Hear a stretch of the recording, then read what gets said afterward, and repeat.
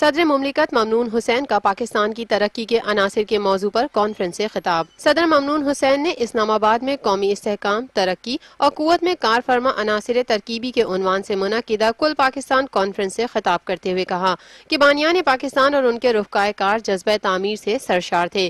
منصوبہ بندی اور پالیسی ساز اداروں کو مستقبل کی علمی ضروریات کا علم ہونا چاہیے، قومی ترقی اور استحکام کے لیے حکمت عملی کا تعین کریں، جبکہ تعلیم کے معیار کو جانچنے کے لیے مؤثر لائحہ عمل وضع کیا جائے۔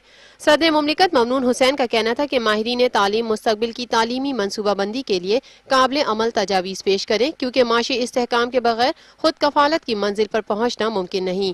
ہمارے کھیت بر اعظم کی ضروریات پوری کرنے کے لیے کافی ہیں، جبکہ معدنیات کے خزانوں سے قومی معیشت کو مضبوط بنایا جا سکتا ہے۔ افواج پاکستان کا شمار دنیا کی بہترین افواج میں ہوتا ہے۔ ہمارے معاشی استحکام میں بہتری کا اعتراف آزاد عالمی ادارے بھی کر رہے ہیں، جبکہ اقتصادی ترقی کے لیے نقائص سے پاک منصوبہ بندی اور شفاف اقدامات ضروری ہیں۔